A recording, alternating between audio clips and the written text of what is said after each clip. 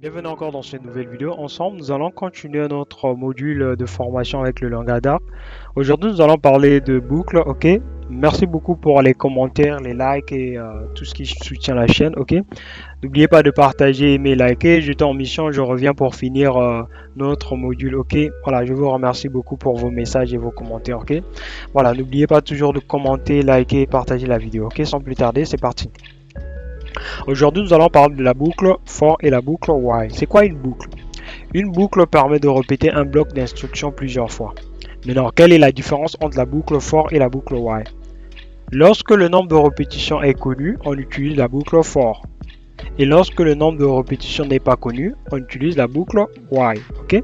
Voilà, donc ici on va parler d'abord de la boucle for, lorsque le nombre de répétitions est connu. Donc, on arrive là, for. On est là, for, qu'est-ce qu'on fait? Entre parenthèses. Donc ici, là, vous allez initialiser une variable. Donc je vais prendre int, je vais mettre number, ok? Donc là, je mets ça égal à 0. Après, qu'est-ce que je fais?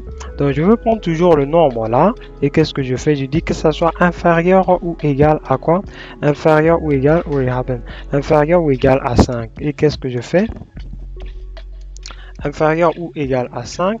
Et à la fin ici, qu'est-ce que je fais? Je fais ceci, je vais en fait incrémenter ma valeur. Donc ici, je vais dire nombre, ok? Et j'arrive là, je mets quoi? Plus, plus. Voilà. Donc je vais expliquer ça tout à l'heure. Voilà. Premièrement, on va initialiser une variable de type int, ok? Deuxièmement, on donne la condition, ok? Et troisièmement, on incrémente la valeur pour qu'on atteint en fait notre condition là, ok?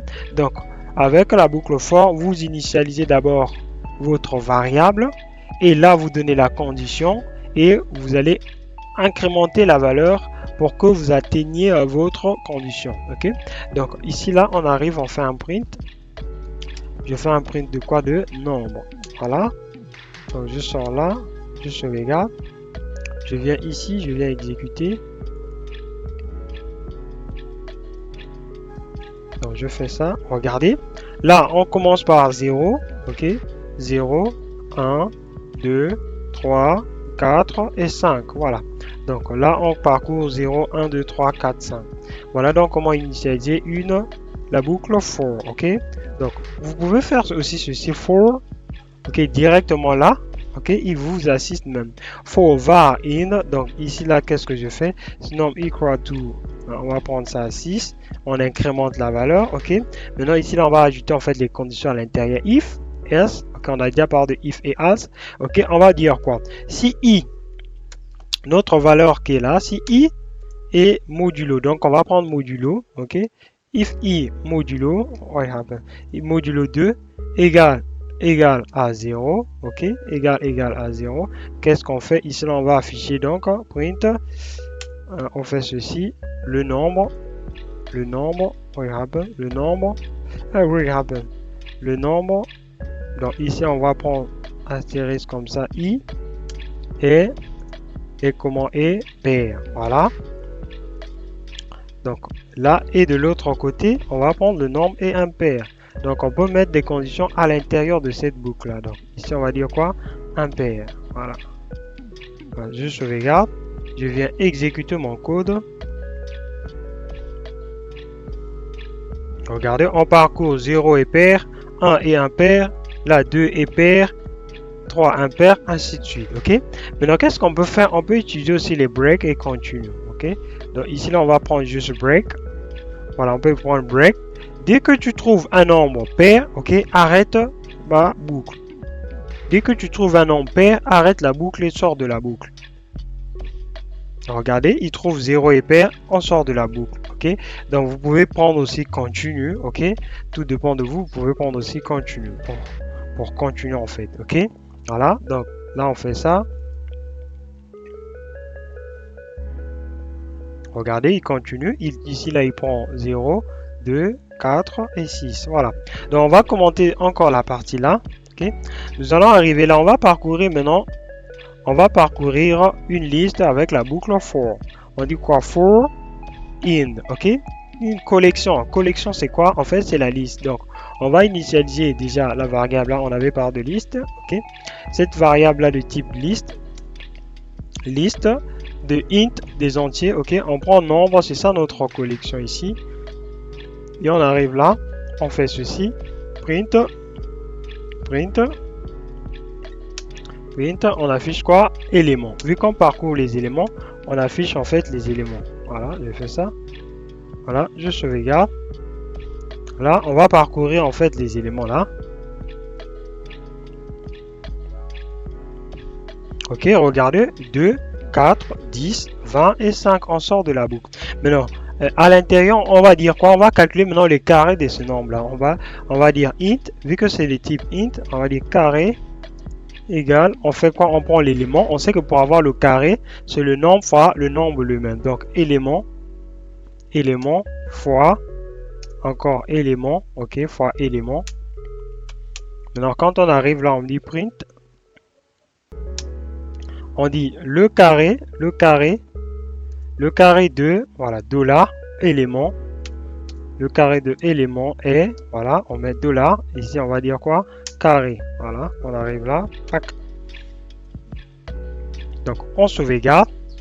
On vient exécuter. Regardez, le carré de 2 est 4, le carré de 4 est 16, le carré de 5, 25. On peut ajouter aussi ici, là. Si on a ajouté 100, ok. Donc, on va ajouter 10, ok. Pour trouver le carré de... Non, 10. On avait déjà 10 ici. Excusez-moi, on va mettre 100. Donc, on va exécuter de nouveau.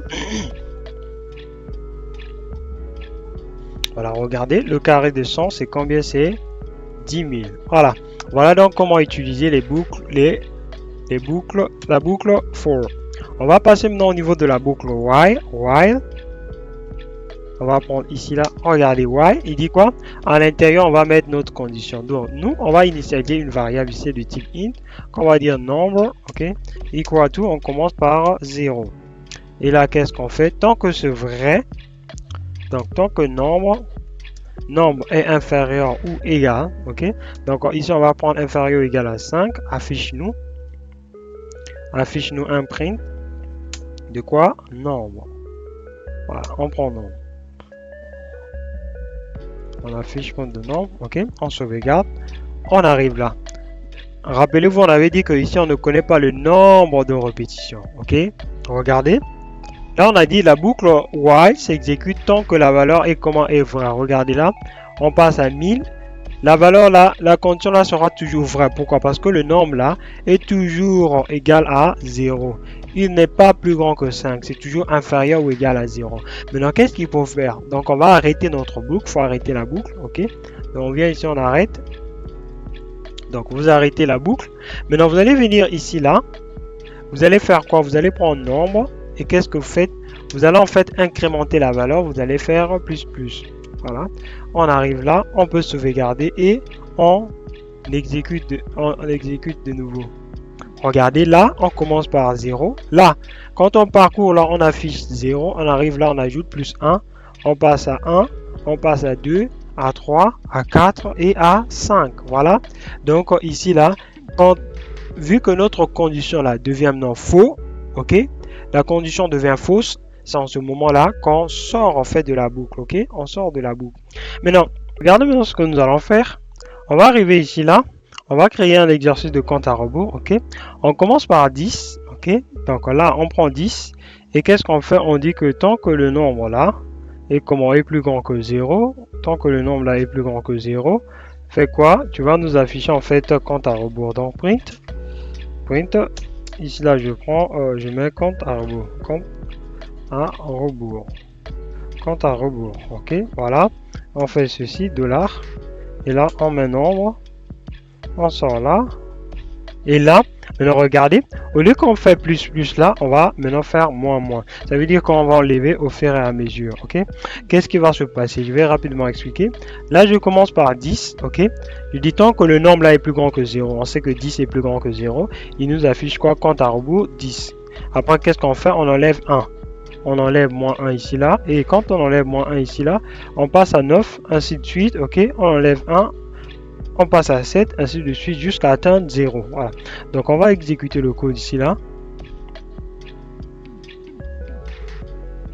Voilà, regardez, je vais faire ça, voilà, regardez. Là, on commence par 10, ok, donc là 10, compte à rebours, on enlève moins 1, on passe à 9, on repart, on revient ici, on vérifie la condition, toujours plus grand que 0, on passe à 8, ainsi de suite. Et lorsqu'on arrive à 0, regardez, là le compte à rebours maintenant, nombre c'est égal à 0. Donc le compte à rebours il affiche, il enlève moins 1, on arrive maintenant aux valeurs négatives. Et donc vu que la valeur là est négative, nombre n'est plus égal à 0. Donc le nombre là devient maintenant plus petit que 0. Voilà pourquoi on sort de notre boucle là. Voilà donc comment utiliser la boucle for et la boucle while. Ok. Vous pouvez ajouter les conditions comme ce qu'on vient de faire tout à l'heure là. Ok.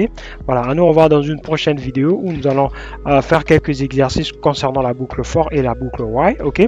N'oubliez pas d'aimer, liker. Les commentaires sont faits pour vos discussions, vos suggestions et tout.